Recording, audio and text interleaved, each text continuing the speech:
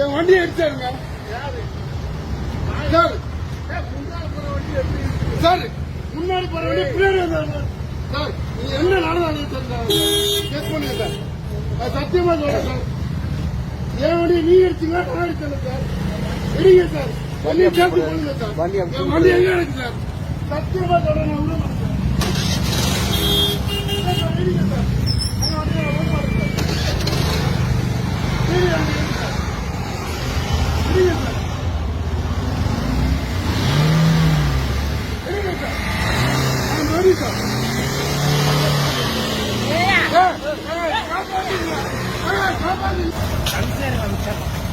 போதே அந்த போலீஸ்காரன்